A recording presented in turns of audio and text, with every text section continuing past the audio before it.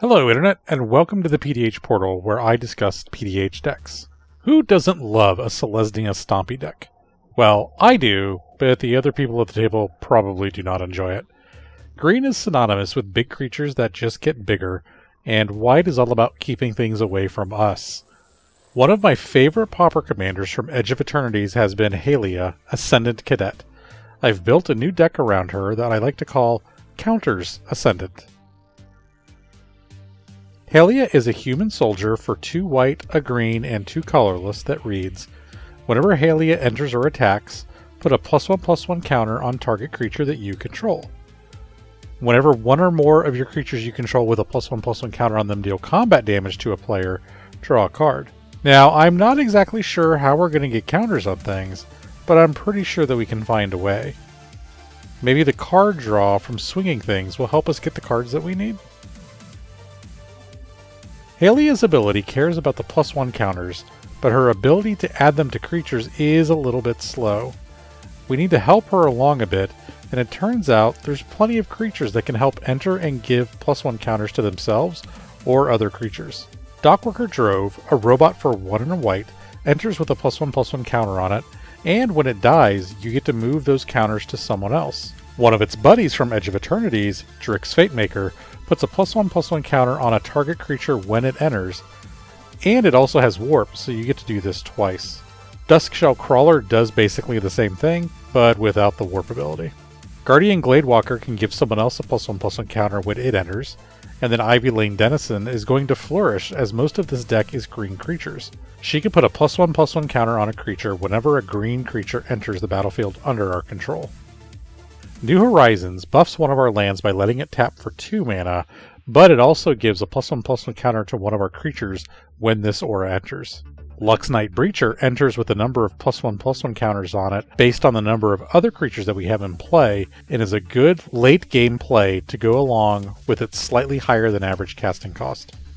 Now, Basking Broodscale does not enter with +1/+1 counters, but we can give it an additional +1/+1 counter to it through its adaptability. Evolution Witness can do basically the same thing, but it also lets us return a permanent from our graveyard to our hand. Gnarlid Colony, one of my favorite cards, can be kicked to enter with additional +1/+1 counters. Einok Bondgiver can give itself counters each turn, so it will slowly grow if given the chance. Now, Supply Runners is a bit expensive at 4 and a white, but it's also one of the few cards that can give multiple creatures +1/+1 counters if they don't already have them. Master Chef lets Haliya come in with an additional +1 counter, but it also gives our other creatures an additional +1/+1 counter when they enter. Now, this is not a landfall deck, but Territorial Scythecat is a creature we cannot miss. For 2 and a green, it has landfall that gives us a +1/+1 counter on itself. It won't take long before this cat is big and a problem for our opponents, especially since it has trample. It can easily do its first attack as a 4/3 very early in the game. Nyxborn Hydra, which is an enchantment creature with one of the best abilities in the game, Bestow, is X and a green, and it enters with X +1/+1 counters on it. It has reach and trample. Since it has Bestow, if you attach this to another creature, and that other creature dies, the Hydra sticks around with all of its counters. A classic draft strategy is to construct a deck based around bread. No, not that bread, but bread. Bombs, which are things that let you win the game. Removal, which are things that take other things off the board. Evasion, which are ways to make sure your damage gets through, like trample, flying, or menace. Aggro, or aggressive cards that can play and hit quickly. And then dirt, or cards that you drafted that just don't really fit together with anything else. We know we're going to have some potentially big hitters, so we want to make sure that our damage gets through. The simplest way in green is trample. The aforementioned Drix Fatemaker and the Duskshell Crawler give all of our creatures with +1/+1 counters on them trample, as does Gnarlid Colony. There's also Pride Malkin, a cute little kitten that I'm assuming gives trample by making everything with a +1/+1 counter on it cute as well, so that no one steps on him. Einok Bondkin, however, gives everything with a +1/+1 counter first strike. Now, not only are we going to hit first, but we'll trample the damage over, hopefully without taking any damage ourselves. Giving creatures an extra +1/+1 counter is nice, but we need to make sure we're getting as many counters as we can. We want to see the numbers go up to get that endorphin hit. There are not a lot of ways to do this, but we have a few. Cards like Courage and Crisis give us a +1/+1 counter on a target creature, but most importantly, it's going to let us proliferate. It is almost impossible to give counters to everything all at once, so proliferation becomes a great way for us to at least get more counters on things. Polymbright Druid can give us the option of putting a +1/+1 counter on a creature, or proliferate. This gives us a bit of flexibility so we can play it early for a counter if we don't have many things on board, or play it late to properly take advantage of the proliferate. Unbounded Potential is an instant version of this, except it puts 2 +1/+1 counters on a creature, or gives us the proliferate. Wanderer's Strike will let us exile a creature, and then proliferate. Urban Daggertooth is a great blocker and late game finisher if we can get trample on him, as every time he takes damage, we get to proliferate.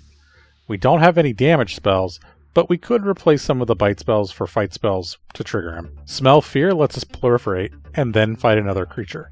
Get Urban Daggertooth on the board, and then use Smell Fear. Assuming it already has a +1/+1 counter, it will increase by 1 before the fight, and then if it survives, it gets another +1/+1 counter. It won't take long before this little dino gets very big. Thirsting Roots will give us the option to search for a land to go to our hand or proliferate. It's not really ramp, so almost every time we will use this just to proliferate. Now, speaking of ramp, I know that can be quite tricky in green, but I think we can also do more than just ramp at the same time. Fertilid is an elemental for 2 and a green that enters with 2 +1/+1 counters on it, and we can use it to ramp 4 more cards. Fertilid's Favor lets us search for a basic land card, put it into play tapped for 3 and a green, and it also puts 2 +1/+1 counters on any creature. Prysh's Wanderings from the Final Fantasy set does something similar, but we just get 1 +1/+1 counter on a creature. Scale the Heights lets us put a +1/+1 counter on a creature, gain 2 life, draw a card, and put an additional land out onto the battlefield this turn. And then somehow Steve returned.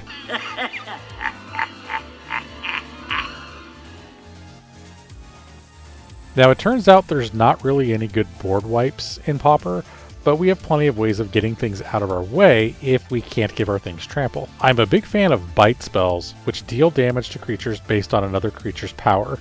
This is opposed to a fight spell, in which both targeted creatures deal damage to each other like it's a one-on-one fight. I find them safer, and then we can usually play them for about the same cost, if not maybe 1 more mana. Band Together, Bite Down, Combo Attack, Cosmic Hunger, Rapid Bite, and Ram Through all allow us to safely take out another creature without worrying about destroying our own creatures. Wanderer's Strike, Blessed Light, and Banishing Light let us exile a creature in the standard white fashion, which also kind of works. Part of our strategy relies on things getting counters and getting big, but it also helps if you are already big to begin with. Luxnight Breacher from Edge of Eternities is a 2/2 that enters with an additional +1/+1 counter for each other creature you control. Owlbear is a 4/4 for 3 and 2 green that also has trample. Urban Daggertooth and Territorial Scythecat can get big very quick. And of course, Nyxborn Hydra is just a multi-headed snake waiting to be unleashed. It's a scary thing to see a huge Hydra not only buffing one of your creatures, but knowing that just killing the creature it's attached to won't do much. The scary part is we can bring these back fairly easily. Recommission is a sorcery for 1 and a white that will bring back any creature with mana value 3 or less, of which technically Hydra is. The average CMC of the entire deck is only 2.5, so almost any of our creatures can come back. Then we have cards like Breath of Life, Grapple with the Past, and Evolution Witness, which can bring back anything of higher value. Our heavy hitters will not stay dead very long. Haliya is a great new Pauper commander from Edge of Eternities that gives us some nice flexibility in exactly how we use her. There are plenty of ways for us to get counters on creatures, which means we get the additional card draw to help keep our game going. Now, there could be some room for some Monarch synergy, but I didn't feel like it was really worth taking up a few slots just for that. If you want a fun, stompy deck where you just get to see numbers get bigger, check out Haliya. I hope you enjoyed taking a look at this deck. If you're interested in viewing this deck list in full, I have a link to it on the PDH Portal website in the video description. If you have any interesting ideas for decks, please leave them in the comments or check them out at thepdhportal.com. As always, goodbye, Internet. Hello again, Internet. Thanks for watching this video. If you enjoyed it, please give it a like. And if you have not already, why don't you go ahead and subscribe? The button's right there below the video. It greatly helps the channel, and it lets you know when new videos are posted. Since you're here, why don't you check out another video? One is suggested here for you, so go ahead and click on it. But no matter what you do, thanks for watching. Goodbye, Internet!